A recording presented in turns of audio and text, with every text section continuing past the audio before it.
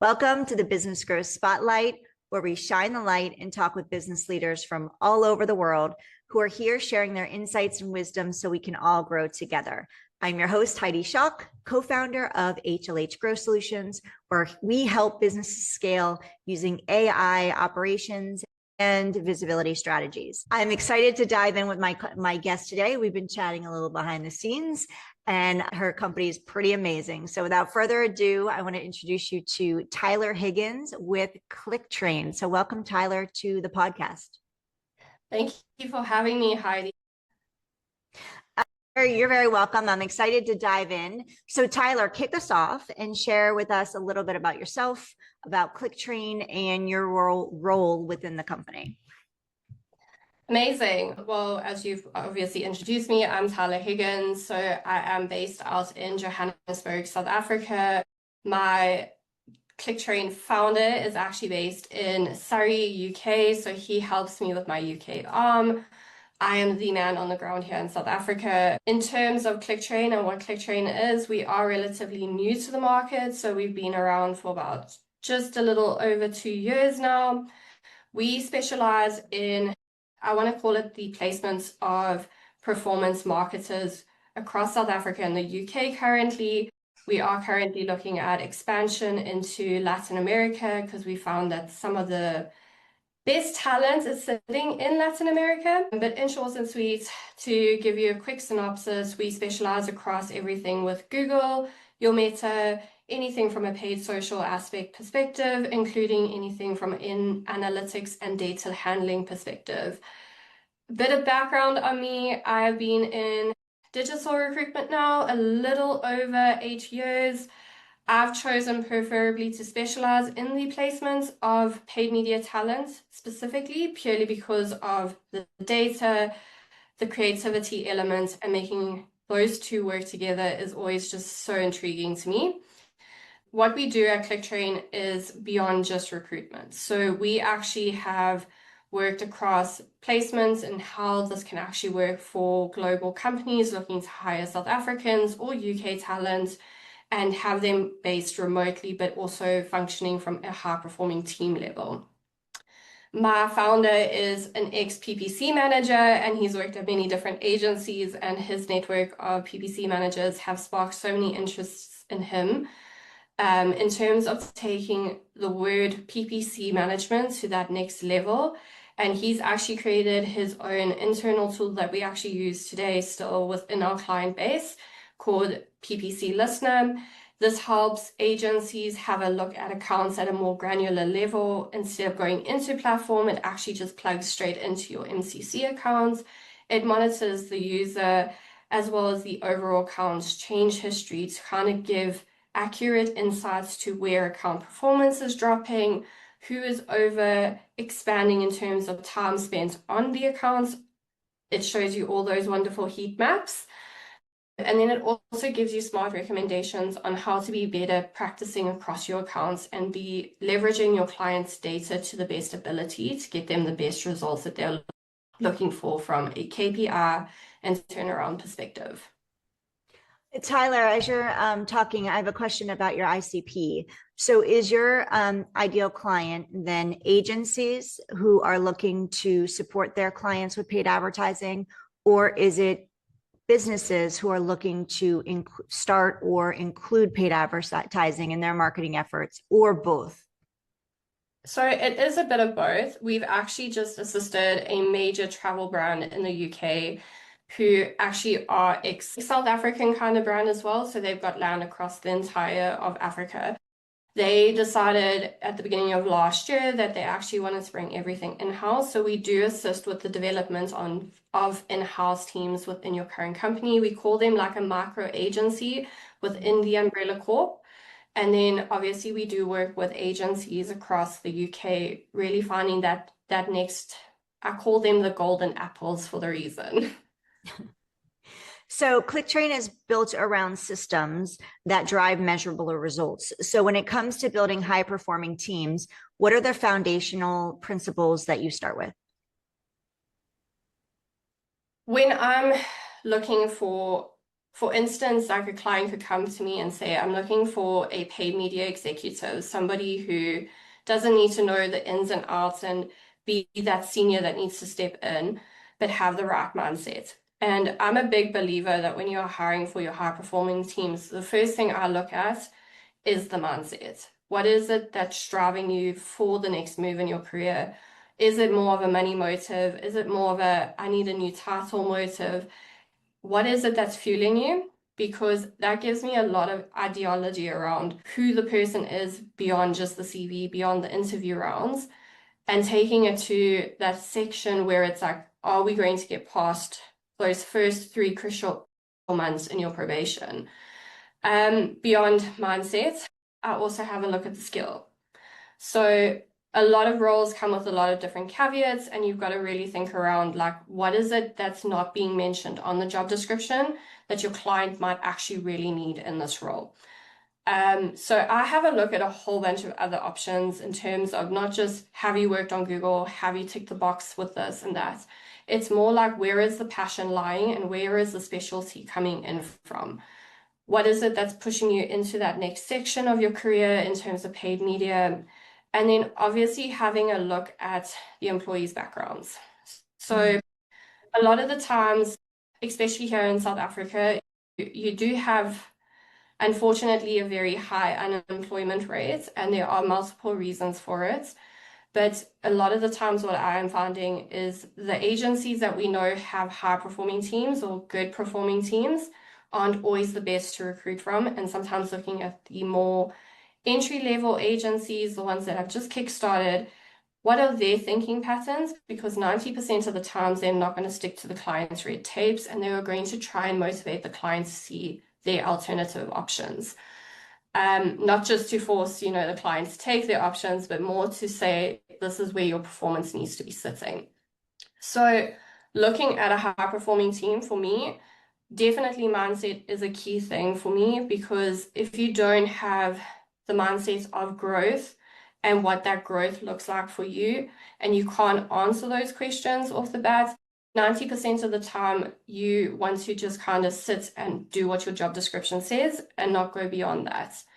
Second to that is, what is your career background? What is your tool background? And how can I see the growth in the next role for you? I think a lot of the times leaders will say, here's a job description, go out and find it for me. You can tick the boxes, but have the wrong personality join your company. And if it's not a match to your company culture, there is a possibility of having your very high performing team take a step down from their high performance because somebody is causing a disrupt in the team environment. So I would say those are my top 3 things. So we're looking at growth mindsets, we're looking at your skill level and where we can leverage that and grow with that. And 2, obviously, what is your personality type for a culture fit environment? So, Tyler, ClickTrain sits at the intersection of training, marketing, and performance. How has your understanding of what people really need in training evolved since you started? Training is always going to evolve. It's always like that question around how has Google, how has Facebook changed over the last 10 years? I think it's going to change on a daily basis purely because people are coming into roles, they're exploring new tools, they're getting new information from new hubs of information places. So you've got your likes of your PPC influencers, you've got the likes of your PPC hubs and everything like that. From a training aspect now, I believe that you need to look at it from an individual to individual basis, and you can't just lump sum it together with a group of people. Because in the instance of having a group training, you don't know who is taking the information away as like, cool, I'm going to thrive, I'm going to work with this. This is what I actually needed from a training session, versus the individuals that go, actually, I know this already. It feels quite repetitive that you're giving me this information again. So what I often say to my clients during the interview phase, because striving for the perfect candidate all the time is just, you kind of hoping and praying that it's going to come. It sometimes is not there. Maybe your perfect candidate is somebody who needs certain areas of development, but you need to be open and receptive to the idea of potentially putting them through the training rounds. So when we go through the interview rounds, you obviously are learning where their motivation is coming from, right? So we're looking at things like, what are you looking to grow in terms of the next year of your employment? Is it more on the paid social side? Are you looking to specialize? Are you looking to get more into the data handling ability of the platforms? Taking those little key chains from what the candidates are saying to you, having a look at what the client is actually needing in the role in the next 6 months to a year's time, and then saying to the client, this is where the gray areas are. Let's put them through the skills test. Let's see how their knowledge kind of matches to where the gray areas are. Based off of that, we should be able to see what are the clear out training gaps that we need to be focusing on. Is it very specific to platform? Is it more interpersonal relationship like skills that we need to be talking about? Because when you're working with people in paid media, some of them are extremely introverted versus others that are extremely extroverted. The extroverted ones generally are the ones that are client facing and talking to clients all day, every day. And the introverted ones are extremely technical. They want to hit the lights out, they're aiming for the top performance, they're looking at new tools, they want everything basically in the back end. So you've got to have a look at what type of personality you're looking for the role, first and foremostly. And then secondly, having a look at how that role could develop further if we had to do training beyond that. First and foremostly, training is something I believe is an individual basis. And you need to focus with that individual on where the gray areas are from the interview rounds, their skills testing, and how they need to be moving that needle in terms of training on platform versus theoretical to get to that next, stage in their career. When I probably started out, I did agree that group training could work. But I also think now with the group facilities, it's better to kind of bring in somebody who I wouldn't say is a trainer, maybe doing knowledge sharing amongst your teams. So getting them to sit once a week, whether it's online or if you are office-based, in the boardroom, sharing ideas and problems across the board. So for instance, I might be working on a standalone client and I'm having an issue trying to figure out tracking across GTM, my events aren't firing, something's not working. And I've gone in and I've tried to do it myself, but I'm not hitting the nail on the head. Having those, like, I call them mind hub sessions, because you're sitting with people who do your job like you do, but they're not working on the same clients. So because they can look at your accounts with a fresher perspective and cleaner eyes, they might be able to share something with you that you might never have known. Second to that is everybody's using different information portals, looking at different influencers, trying new things on their accounts. Having those sessions will help your team share that knowledge. It's not so shut off. Like I can remember working at a company and they said, we don't do knowledge sharing like days, for instance. You will share your knowledge on a Slack channel. How do you know your team's actually reading those links that you're sharing? Whereas if you get them to sit down and actually talk to each other, there's a lot more profitability in that, because that's taking your team to that next extent. They're talking together, they're sharing together, and they're going to be growing together. Yeah, there's a lot of different resources that can be combined, right? Like you can use those methods such as Slack or those channels, and also make sure that you're incorporating that human connection contact as well, whatever that looks like for you, whether it's once a week, twice a week, whatever that looks like. I think that's so important. Plus it helps the team bond together, right? And see things from the other person's perspective as you were sharing.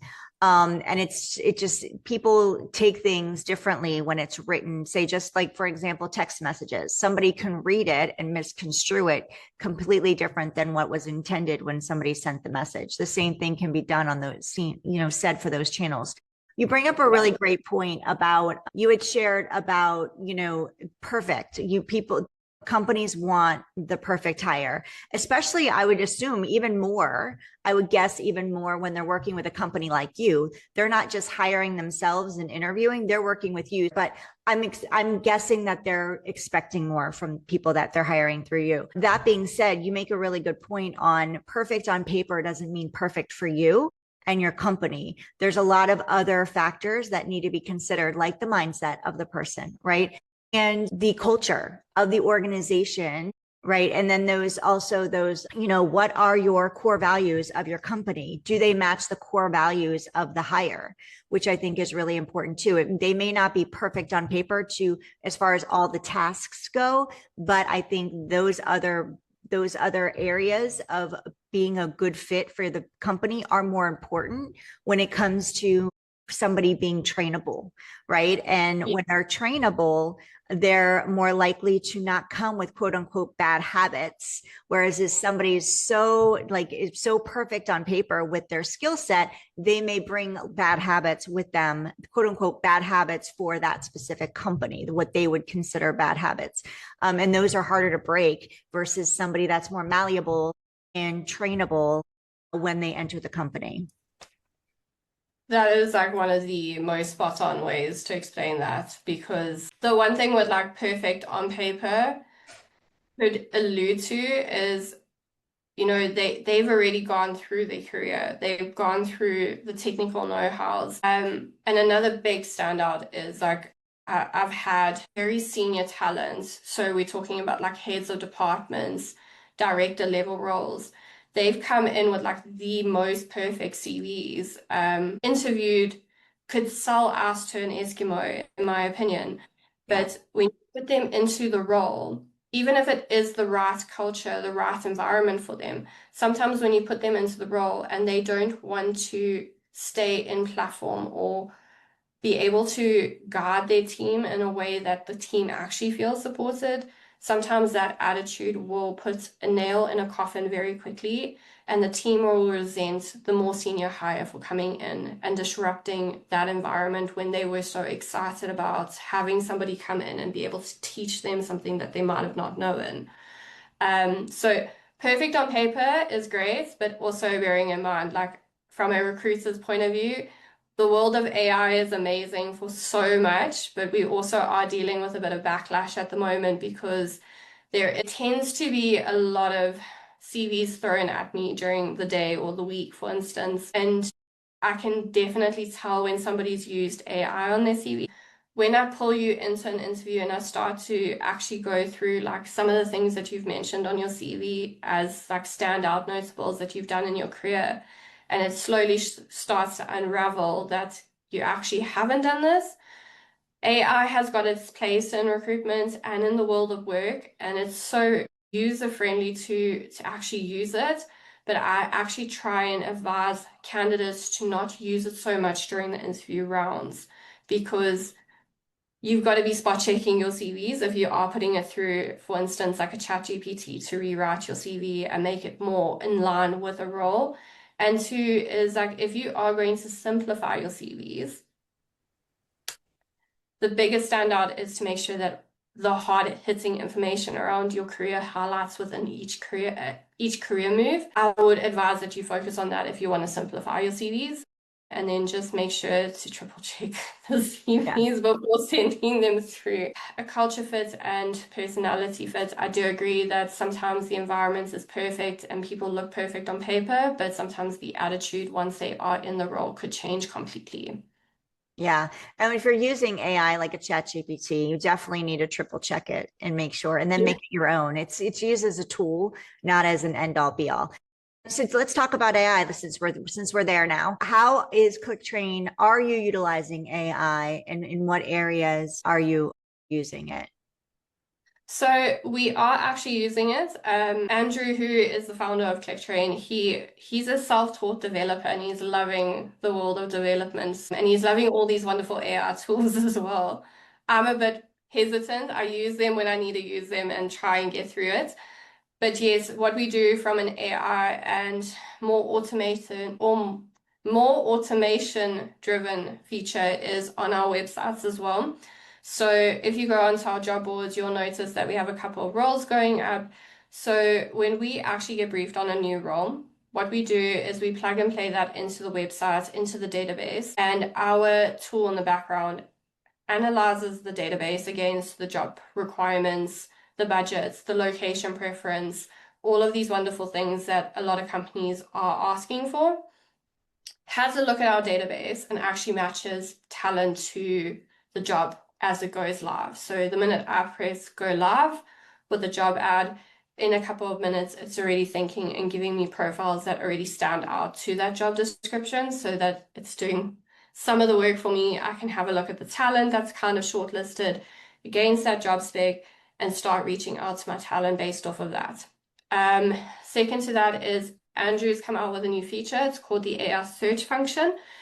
So if you are thinking about using ClickTrain, or if you just want to test out the site and see how it works against one of your job specs, you can go onto our homepage, and then we've got something called the AI search. You basically upload your job description into the AI search button. It will start to think through it and actually look at the redacted profiles on our current website, and will actually start to match those profiles to that particular person's job description. So they can already start to see what type of talent we're bringing to the table. Should they be thinking about going with the employer of record route to hire a South African, or should they be looking more into the UK, that kind of thing. So that's the AI-driven features at the moment. And then we are also building, or Andrew has built it, we are busy testing it as we get new roles in.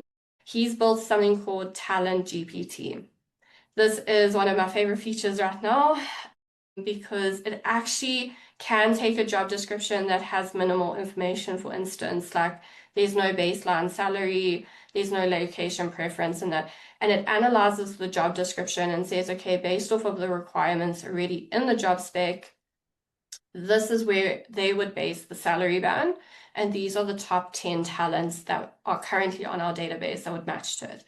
That feature is going to be a feature that our clients can be using as well, so that they can actually go in, put it in their job spec, get an idea and a feel for what salary bands we need to be looking at before actually saying to the talent director, this is the band that I want to play with. And then they can have a look through the talent profiles that come up and see their salary expectations, location preferences, and really key standout notables. Even a little bit of a write-up that says this is why the GPT actually thinks this person would be an ideal fit for the role. And yeah, there's a lot of future plans around AI and how to make the site a lot more user-friendly and self-serviced as well. We are coming out with a chat feature within the actual platform itself. So if a client wants to do DIY hiring, what I call DIY hiring, it's basically do it yourself, but through the platform. You don't really need to deal with the recruiter if you don't actually like the recruiter, for instance. And you'll be able to actually go through the profiles and be able to talk to the candidates on live time now. So that takes a bit of that like middle layer out if they don't really like dealing with recruiters. Not many people do anymore. Very sad day for my title. But yeah, it kind of takes that third party out of the conversation, but we are still involved because we have that oversight in it. And then second to that is we are working on our matching algorithm quite a lot so that it's more accurate as time goes on, from looking at profiles that have been skills tested, their gradings, the job description at hand, because a lot of job descriptions get thrown at, for instance, at the hiring managers, and it's either really good requirements, or sometimes we need to sit down and go, this is going to take us sometimes find the right talent for you because of the requirements being so hard hitting. But yes, we've adopted it and we are getting used to it now. Andrew is a big person around AI as well. He likes to use it from like a coding and changing aspect. And then final bit is all the profiles that you currently see on our website at the moment, I call those the redacted profiles. Obviously, we've got to hold our candidates' confidentiality very securely. GDPR and copy is a thing. But if you have a look at the profiles, what we've actually done is an AI-generated profile picture to hide the visibility of our talents' real faces. And once once the client is obviously signed up and they are running with the whole platform and everything, those profiles become what we call the unlocked profiles. And it will show our clients everything that they need to know about that candidate from their CV, which gets passed through. We've got video introductions of all talents. So it's a 2-minute intro explaining their experience and everything in between. And then it actually links out to their own LinkedIn profile. So the clients can go on and see people's recommendations on LinkedIn, for instance. Wow. That's amazing. You have sounds like a really great platform for hiring. And I kind of want to see how it works. With everything you explained. And I love the technology that's coming behind it too, and the new features coming up. Let's talk okay, so you have clients. How are they finding you? How is ClickTrain getting out there in the market? Marketing or visibility wise. And I mean, podcasting obviously is one way because you're on a podcast today. But what are some other ways that you're getting visible and getting out there to let your potential clients know that you exist, and that you can help them solve the problem of hiring quality team members?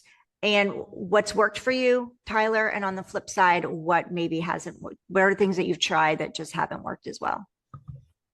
So I'm going to talk from like a new business aspect of, a business being in its first year to 2 years of lifespan. It's taken us quite some time in terms of testing different models across the EOR, the AOR offering. How does the platform work? Do we open communities? How do we actually just, make it such a central hub for not just paid media managers, but potentially even people broader marketing roles, where they can actually just come and actually talk to hiring managers that are serious about hiring and all of these things. We've run paid ads ourselves, but this was about a year ago, and I don't think it was working because it was just bringing us the talent and not really the actual clients themselves. Something that I think is working exponentially is definitely Andrew's LinkedIn profile. I think whenever he talks about PPC, people do actually resonate with that. And then obviously my LinkedIn profile from a talent aspect, we often joke around whose profile is going to explode the most from like an engagement perspective. I must admit, when I go live with a role on my LinkedIn post, I have to run away from LinkedIn for an hour because my inbox just gets flooded. But whereas Andrew talks a lot around, the performance teams, how these things need to be looked at. And I think a lot of early stage founders are enjoying his content purely because Andrew has opened his own marketing agency. He was in it for 7 to about 8 years. Very high-hitting performance team. I actually met him when I joined the agency at the time, and I came on as their digital recruiter to build out the rest of the team. But yeah, because he's had that business element, I guess also his forward-thinking moments, a lot of the people are resonating with that more organic content that he posts out there. And they do come in slowly. It's more around, do they have a need now, or are they going to have a need in the next 6 months, and how can we help them? From a marketing aspect, I think in your first 2 years, you've got to test a whole different strategy. You've also got to understand who the audience is, like what is your target market. So with ClickTrain, we've got two. We've got obviously the founders of agencies, for instance, or your heads of departments that need support in their teams.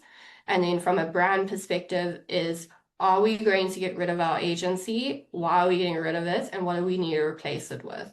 And then from my side of things, it's looking at the talents and bringing that constant flow of talent through that door, to make sure that, one, there's a lot of talent that are looking at either the growth, where are we training, how are we training? And then we've got the more senior talent that really want to push that needle in terms of their careers now. I would definitely give advice to any business starting out to test the paid option once your product is in that, like, I want to say that in development phase, you're about to go into beta, let's push it to market kind of thing. If you aren't ready to go into that phase, try and stick to the organic route. So looking at blog contents, trying to get across I guess, your more organic websites, so like your news forums and things like that. Andrew is really great at podcasts and talking to people. As much as I'm good at talking to people, I must admit, not the best at public speaking. But yeah, try a mix of organic and paid, and then having a look at what actually works for you from a cost perspective. And then if it's a more organic route now, and in the next year your business has developed its wings, you've got clients that are actually churning, there's referrals coming through the door, but you now want to push for that new business lead where it's completely cold, definitely go out and try some of the paid media. So having a look at lower budgets, having more of a competition across everything, and then also looking at ways that you can keep that organic flow still coming through that door as well. Organic and paid work so well together. If you have an SEO team and a paid media team, I definitely think you're going to know what I'm talking about. Yeah. Well, I think you're great at public speaking, so give yourself more credit than you do, because you're doing fantastic. You're amazing. What's next, Tyler, for ClickTrain as far as 2026 goes?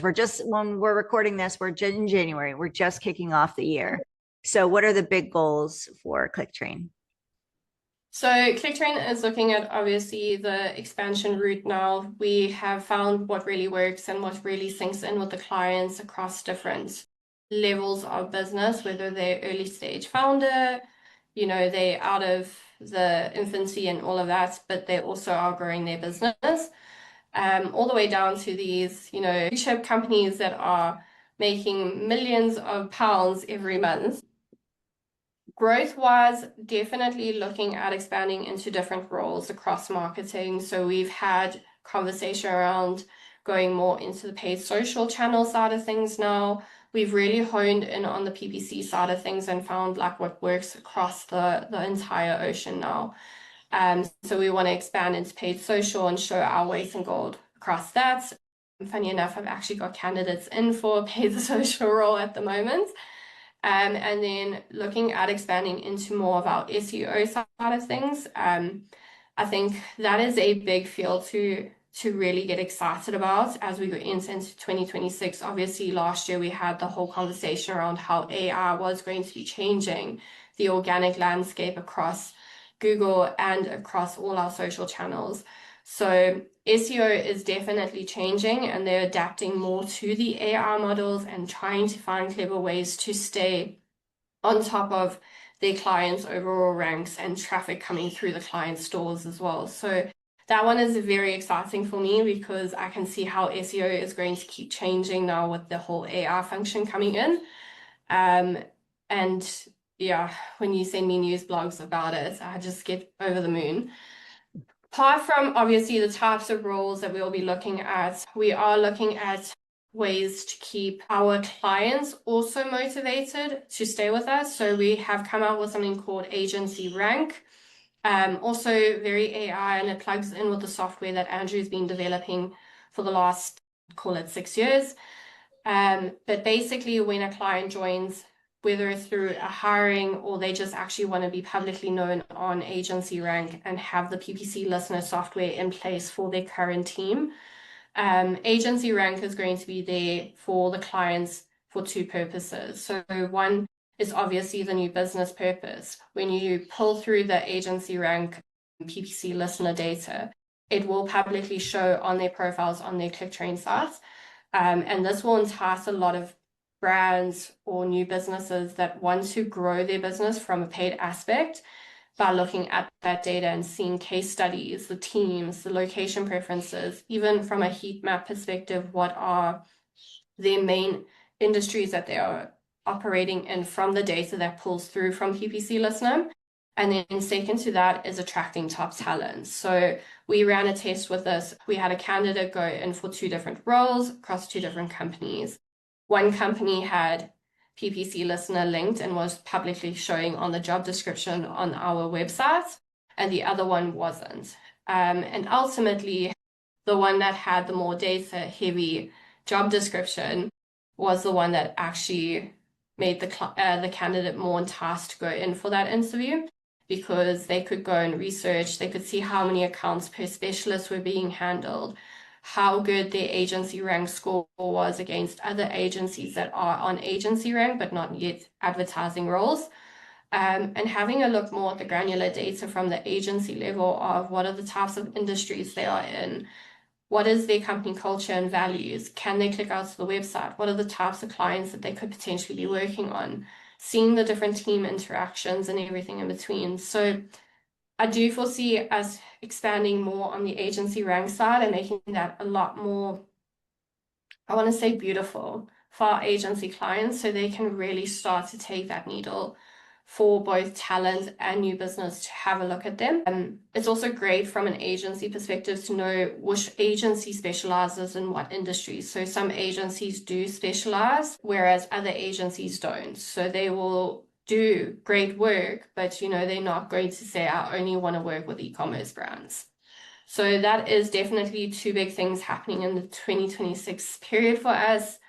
And then hopefully opening into some more locations. I'm very excited to explore more of the Latin American talent, just based off of a short research stint that we did. I think there is a lot of untapped talent down south, actually. Amazing. So Tyler, for those people who are listening, founders and CEOs and executives who are like, oh, we need to check out ClickTrain, how can they connect with you and learn more about ClickTrain? So I'll definitely say, obviously, first place to go. This is not just because I'm a recruiter, but LinkedIn. If you are struggling to find our website or anything, please feel free to pop me or Andrew a LinkedIn request or a LinkedIn message. Second to that is obviously the website. So we are working on that every week to make that a lot more user-friendly and easy to kind of navigate, especially with so many profiles being shown. But yeah, essentially the website, click the contact us now button, and you'll either be thrown into a meeting with me or with Andrew or with both of us. Perfect. So make sure that you reach out to Tyler and Andrew and go to ClickTrain. It's clicktrain.com, correct, Tyler? That's correct. Awesome. And if you're watching us on YouTube, hi, Tyler and I, thank you for being here. If you know of anybody that would benefit from hearing Tyler today and learning more about ClickTrain, please share this episode with them. This is how we are able to help our amazing guests who are here sharing their knowledge, grow their business. That is the goal. And if you're listening to us on your favorite podcast platform, I appreciate you. Thank you so much. We would love if you'd share this episode with anybody that you think would benefit from ClickTrain's services and learning more about them or connecting with Tyler or Andrew. We would also love if you're interested in leaving us a review. We'd love 5 stars. That helps the platform push this podcast and episode out to more people so they can learn how, or they can get some insight and some wisdoms from our amazing guests like Tyler on how to grow their business. Tyler, before I let you go, is there anything that you'd like to share that I haven't asked you or we haven't touched on today? I think that's pretty much it in a nutshell. It's been absolutely amazing chatting with you today, Heidi, and it's really, for all the listeners, viewers, thank you so much for listening to me ramble today.